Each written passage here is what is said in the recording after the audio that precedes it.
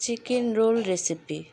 তো আজকে আমি তৈরি করে দেখাবো চিকেন রোল রেসিপি। কোনো রকমের শিট ছাড়া বা শিট তৈরির ঝামেলা ছাড়াই কিন্তু এই রোলটা সরাসরি তৈরি করতে পারবে। তা হাই গাইস, আসসালামু আলাইকুম, welcome back to my channel. কেমন আছো তোমরা সবাই? আশা করছি ভালো আছো। আল্লাহর রহমতে আমি অনেক ভালো আছি।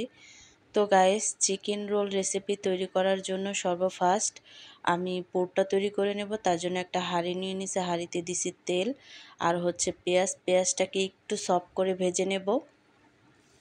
তো ভিডিওটি ফার্স্ট থেকে লাস্ট পর্যন্ত দেখতে থাকো, আশা করছি ভালো লাগবে। আর ভালো লাগলে প্লিজ একটি লাইক আর একটি সাবস্ক্রাইব করে পাশে থাকবে। তো দেখো, পেঁয়াজটাকে একটু সফট করে ভেজে নিছি। নেওয়ার পরে কিন্তু এখানে আমি অ্যাড করে দিছি আদা রসুনের পেস্ট। আর আদা রসুনের পেস্টটাকে অ্যাড করার পরে কিন্তু একটু হালকা করে ভেজে নেব। আর ভেজে নেওয়ার পরে কিন্তু এখানে আমি অ্যাড করে দিছি চিকেন। আর কি এই চিকেনটাকে কিন্তু আমি কিমা করে নিছি। তোমরা চাইলে ছোট ছোট টুকরো করে তারপরে কিন্তু এভাবে করে রান্না করতে পারো। তো দেখো, চিকেনটা অ্যাড করার পরে কিন্তু অনবরত নেড়ে চেড়ে তারপরে কিন্তু আমি তেলের সাথে একেবারে ভেজে নিছি। আর ভেজে নেওয়ার পরে এখানে আমি দিয়ে দিচ্ছি ঝাল হওয়ার জন্য মশলা।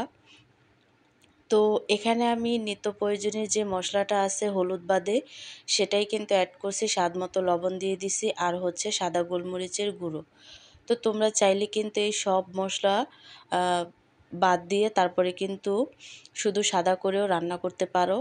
তো আমি যেহেতু একটু ঝাল করে তৈরি করব, তার জন্য কিন্তু একটু লাল মরিচের গুঁড়োটা অ্যাড করছি। তারপরে কিন্তু এখানে আমি পানি দিয়ে ভালোভাবে এই চিকেনটাকে ভাজা ভাজা করে নেব। তো দেখো, চিকেনটা কিন্তু অনেকটা লাল হয়েছে। তো তোমরা চাইলে কিন্তু এই মশলাটা বাদ দিতে পারো। তো দেখো, মশলাটা কিন্তু একেবারেই ভাজা ভাজা হয়ে গেছে। তারপরে কিন্তু এখানে আমি অ্যাড করে দিছি কুচানো আলু, কাঁচা আলু। তো তোমরা চাইলে এখন যেহেতু প্রচুর পরিমাণে সবজি পাওয়া যায়, সেই সবজিটা কিন্তু এখানে অ্যাড করতে পারো। তো আমি কিন্তু এই আলুটাকে গ্রেট করে তারপরে কিন্তু অ্যাড করছি চিকেনের সাথে। তো আলুটা দেওয়ার পরে কিন্তু ভালোভাবে অনবরত নেড়েচেড়ে তারপরে কিন্তু আমি এই মাংস আর আলুটাকে ভালোভাবে মিক্স করে নেব। আর মিক্স করে নেওয়ার পরে কিন্তু এখানে আমি অ্যাড করে দিচ্ছি ধনেপাতা কুচি। তো ধনেপাতা কুচিটা দেওয়ার পরে কিন্তু ভালোভাবে অনবরত নেড়েচেড়ে তারপরে কিন্তু আমি এই পুরটাকে রান্না করা শেষ করছি।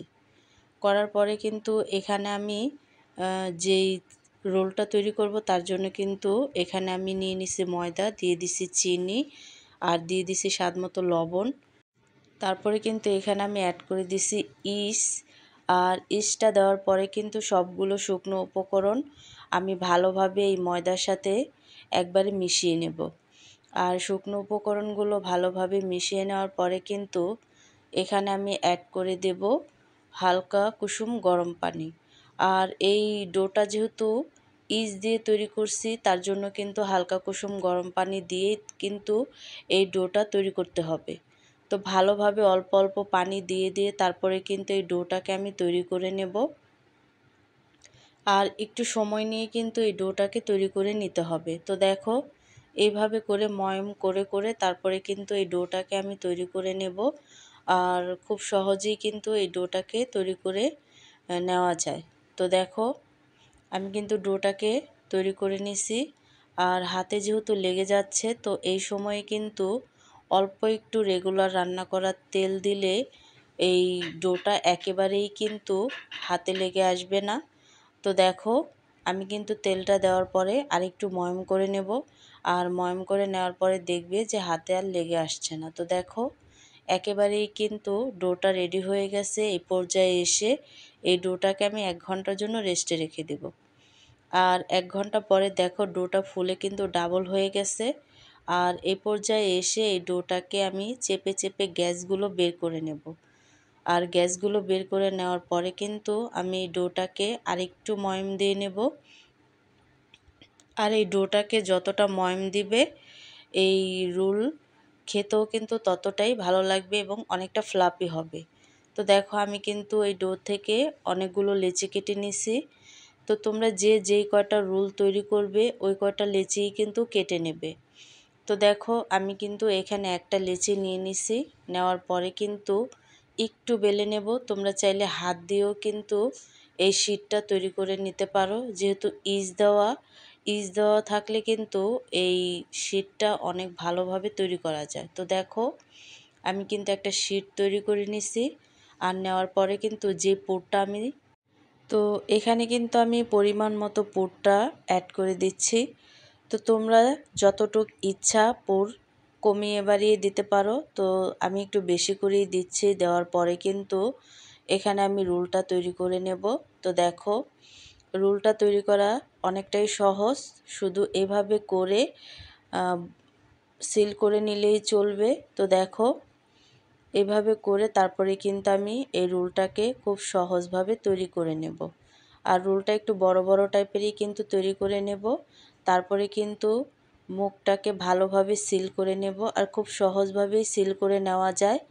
তো দেখো একটা রোল কিন্তু আমার তৈরি হয়ে গেছে। এভাবে করে সবগুলো রোলই আমি তৈরি করে নিছি। আর রোলগুলো তৈরি করে নেওয়ার পরে কতটা ফুলে উঠছে দেখতেই পাচ্ছ। তারপরে কিন্তু রোলগুলো আমি ভেজে নেব, তার জন্য আগে থেকেই কিন্তু তেল বসাইছি, তেলটা কিন্তু গরম হয়ে গেছে। তো একটা রোল এখানে আমি দিয়ে দিছি, দেওয়ার পরে কিন্তু এখানে আমি আরেকটা রোল দিছি, দেওয়ার পরে এই দুইটা রোল আমি ভালোভাবে ভেজে নেব। তো দেখো একেবারেই কিন্তু রোলগুলো লাল হয়ে গেছে। তো এই পর্যায়ে এসে এই রোলগুলোকে আমি তুলে নেব তেলের থেকে। তো ছেঁকে তারপরে কিন্তু এই রোলগুলো তুলে নেব। তো এইভাবে করে কিন্তু সবগুলো রোলই আমি তৈরি করে নিছি, আর খুব সহজভাবে শীট ছাড়া কিন্তু এই চিকেন রোলগুলো আমি তৈরি করে নিছি। তো তোমরাও কিন্তু এইভাবে করে ঘরোয়াভাবে ঝটপট এই চিকেন রোলগুলো তৈরি করে খেতে পারো। ছোট থেকে বড় সবাই কিন্তু অনেকটা পছন্দ করবে এই ঝাল ঝাল রোলগুলো। তো তোমরাও কিন্তু এভাবে করে এই ঝাল রোলগুলো তৈরি করতে পারো। আর কোনো রকমের শীটের ঝামেলা ছাড়া শীট তৈরি করার ভেজাল একেবারেই হবে না, যদি তোমরা এইভাবে ডাইরেক্ট এই রোলগুলো তৈরি করে খেতে চাও। তো ঝটপট একটা রেসিপি। তো আজকের রেসিপিটা কেমন লাগছে অবশ্যই কিন্তু কমেন্টে জানাবে। তো অন্য কোনো রেসিপি নিয়ে তোমাদের মাঝে আবার চলে আসব। আজকে এই পর্যন্তই। সবাই সুস্থ থাকবে, ভালো থাকবে। আল্লাহ হাফেজ।